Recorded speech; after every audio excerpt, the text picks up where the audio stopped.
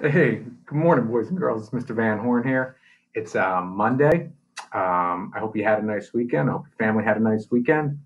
Um, Looks like it's a beautiful day outside today. So after you get done with your schoolwork or when you're taking a break from your schoolwork, make sure you get outside, get some fresh air, move around. Okay, that's important. Um, just a couple of things. Um, we have a short week this week. Okay, we only have virtual learning on Monday, Tuesday, and Wednesday, and then we start our spring break. So I wish you all a happy and healthy spring break when that comes around. And the other thing I wanted to tell you is I apologize for not posting a video with Runaway Ralph on Friday, but my computer stopped working, so having to improvise today. Um, I can't use my computer to read the text online, but luckily somebody did give me a copy of Runaway Ralph right here. So I'm going to be reading to you from the actual book. All right, and we're going to start off today. I think we're on chapter 7, The Escape. Okay, so here we go. Ralph was desperate to escape. His food supply was running low, and as Chum had predicted, Garf stayed away from the craft shop. Ralph ran around the sides of his cage, hoping that there might be an opening, one overlooked space wide enough for a mouse to squeeze through. There was none, as he had known all along. He pushed on the door with all his strength, but he could not budge it. He ran on his wheel and hoped that it might just take him someplace, but of course it did not. Ralph needed help. "Hey, Chum," he called over to the hamster, who was noisily wearing down his teeth on the bars of his cage. "You're a stretchy fellow. See if you can stretch over here and pull this door open." For once Chum obliged by putting his shoulder to the bars of his cage, stretching his foreleg as far as he could, and reaching with his paw. He barely managed to flick a wire on the side of Ralph's cage with a toenail. "There must be some way we can get out of here," said Ralph. "There's got to be." "Not for me," answered Chum. "I wouldn't leave if I could. I've lived in a cage all my life, and I'm too old to start scrounging. Besides, I'd rather enjoy trying to bite the hands that feed me." "I would rather scrounge than starve," said Ralph. He still had a supply of food, but he pawed through some old sunflower seed husks to make sure he had not missed any edible bits. Over in the dining hall the campers, unaware that a mouse was soon to starve, sang with gusto. "The ants come marching two by two, hurrah, hurrah! The ants come marching two by two, hurrah, hurrah! The ants come marching two by two," and the little one stopped to tie his shoe. As his food supply dwindled further, Ralph felt nervous and guilty. His mother had taught him to store food. The sight of the campers' mosaics made of dried peas and beans was hard to bear. He felt he would no longer object to a little dried glue on his food. When Chum managed to toss an alfalfa pellet into his cage, he was humbly grateful. Outside his cage, the campers went about their activities, unaware of the desperate mouse in the craft shop. Lana cradled Catso in her arms whenever she could catch him, and the smug look on the cat's face was unbearable to Ralph. Karen returned to paint her bleach bottle piggy bank. Everyone who passed her work table asked if her watch had been returned, and Karen, busy with her piggy bank, shook her head. Occasionally, Ralph's ears caught the familiar brrrr, and he looked out to see Garth pushing his motorcycle across a bench or around the edge of the ping pong table, as if he were lost in a dream of speed and danger. The sight of his precious motorcycle made Ralph even more frantic for freedom. And then, to add to his troubles, there was still Catso, who had been only temporarily amused by the wristwatch, and who would sooner or later, Ralph was sure, return to the cage. Ralph felt thin, nervous, and run down. His cage was untidy, even by mouse standards of housekeeping. "I wish I knew how to stage a jailbreak," he confided to Chum. "If there is anything I can do to help, let me know," said Chum, and cracked a sunflower seed he had earned that morning when he had stuffed his cheeks until he had fallen to the bottom of his cage. "Chum might toss me a sunflower seed instead of those alfalfa pellets," thought Ralph crossly. At rest period, Aunt Jill came into the craft shop to straighten supply shelves.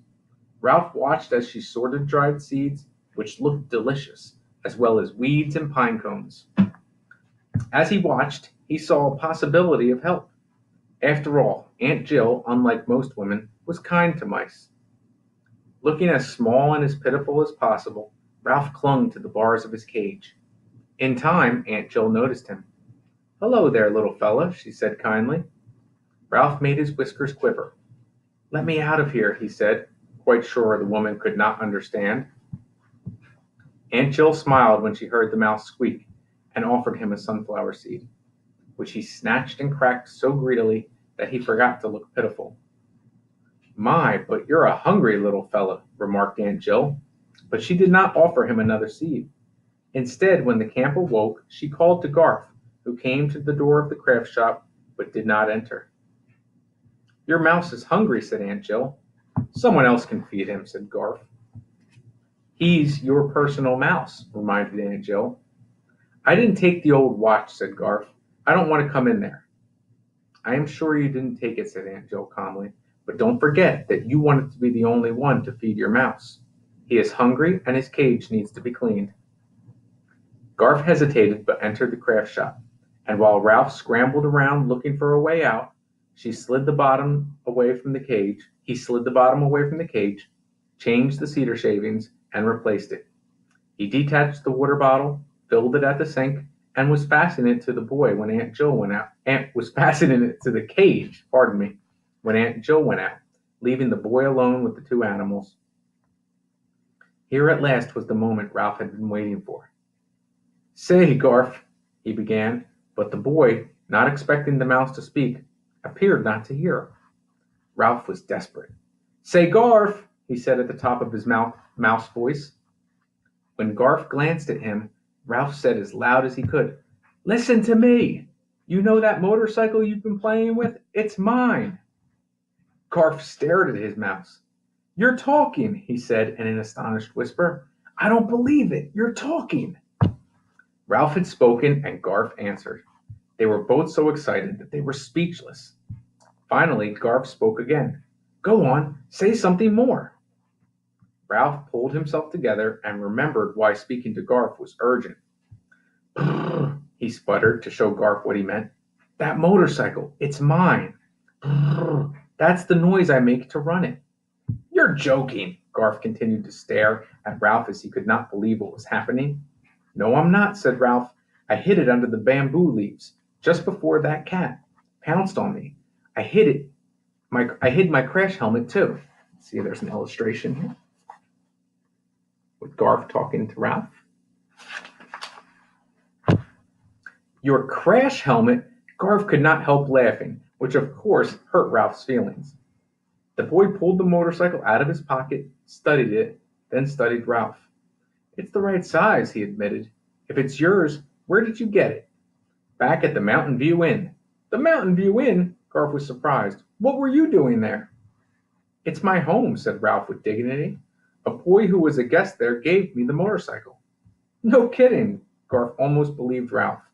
"Let me out of here," pleaded Ralph. "I'll show you I can ride it." Garth looked as if he were tempted, but he said almost regretfully, "No, you might run away. I want to keep you." "Oh, come on, Garth," coaxed Ralph. "Nope," said Garth, "and I've got to get out of here. Aunt Jill just left me with a chance to return that watch. I don't have it, and I don't know where it is." Ralph saw an opportunity for bargaining. "I do," he said. "I know where the watch is." "Where?" asked Garth. "Let me out and I'll tell you," said Ralph. "No," said Garth. "I'm going to take you home with me." "Your mother won't like it," said Ralph. "She'll make you get rid of me." He knew by the look on Garth's face that he had struck a sensitive spot, so he continued.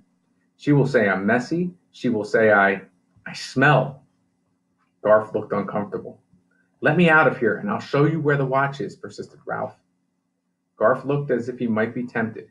He thought for a while and said, "My mother might let me keep a mouse. It wouldn't hurt to ask. And I don't want to know where the watch is. If anyone saw me trying to return it, they would say I stole it, and I didn't." Ralph's hopes dwindled. I know you didn't steal it, he said, because I know who did. Who? Naturally, Garth was curious to know the name of the real thief. Ralph considered. Should he tell or should he not tell? He decided that telling might convince Garth that he was trying to help him. Catso, he said. Catso the cat took it. Garth gave Ralph a look of disgust. Now I know you're lying, he said. What would a cat do with a watch? Ralph was beginning to feel frantic. Pretend it's a mouse. Play with it. Toss it around. You know how cats do. Garth grinned. For such a little fellow, you sure have a big imagination. I'm not imagining it, said Ralph. Catso took it. I saw him. Honest. Oh, you just don't like cats, said Garth, and started to leave. Ralph sat miserably back in his haunches. Well, even if you don't believe me, don't forget to feed me. Glad you reminded me, said Garth, and gave Ralph a generous supply of food before he left the craft shop. He paused by the bamboo where he had found the motorcycle, stirred the leaves with his foot, and uncovered the thistle-lined half of a ping-pong ball, which he picked up and examined. He glanced back in Ralph's direction before he put the helmet in his pocket and went to his lodge. In a few moments, Aunt Jill returned, glanced at the shelf beside Ralph's cage, and frowned slightly, as if she were puzzled about something. Ralph settled greedily at his food dish. I'll show that Garth, he thought, as he crammed seeds into his mouth with his paws. As soon as I get out of this cage, I'll show him. When Ralph's stomach was completely full, he took a long nap. By the time he awoke, the craft shop was empty, the camp strangely quiet. A few chickens scratched under the walnut trees, and a few chickens scratched under the walnut trees, and the kittens tumbled about trying to catch one another's tails. A horse whinnied in the pasture, but there was no one in sight. Where is everybody? Ralph asked Chum. They've all gone down to the river for a swim and a picnic supper, answered Chum. Peaceful, isn't it? I finally got some sleep in the daytime. In the distance, Sam barked and campers shouted and laughed. Ralph felt so stodgy from overeating that he went for a run on his wheel before he scuttled around the edge of his cage. His search was futile. Garth had replaced the bottom and fastened the door securely. Suddenly, the hair along Ralph's spine began to tingle. Catso! Ralph huddled in the corner of his cage and tried to make himself invisible. Catso squeezed through the hole in the screen and landed with a soft thud on the workbench beneath Ralph's cage. Ralph squeezed himself into a tighter ball. He felt as if the beat of his heart was as loud as the tick of the missing watch. Why couldn't Sam stay home and guard the camp the way he was supposed to? This time there was no watch to distract Catso. Catso stood with his front paws on Ralph's shelf and sniffed the cage. Then he sat down and calmly began to wash. First his right ear, then his left. The suspense was more than Ralph could bear. Catso stretched out his left hind leg and began to groom his left hind foot. He licked with long, careful licks, combing his fur neatly toward his toes. Suddenly, Ralph had an inspiration. He was about to take a terrible chance, but with no one to protect him from a sneaky cat, he had nothing to lose. Anything was better than cringing in a corner, waiting for that beast to wash and comb every hair on his body. Ralph took charge. He left his corner, sprang on his wheel, raced so fast he looped the loop. That activity caught Catso's attention all right. The cat sat there with his hind leg in the air, looking surprised. Ralph leaped from his wheel and faced Catso through his bars. The cat forgot about his grooming and jumped to his feet, placed his front paws on the shelf, and stared into Ralph's cage. Hiding his terror, Ralph stared back. If there's one thing I can't stand, it's a disrespectful mouse, said Catso, and with a swipe of his paw, sent the cage flying. Ralph was prepared. He hung onto the bars and braced himself. Water splashed and seeds flew. One corner of the cage struck the work table, jarring the bottom loose, exactly as Ralph had planned. The cage bounced and landed on his side.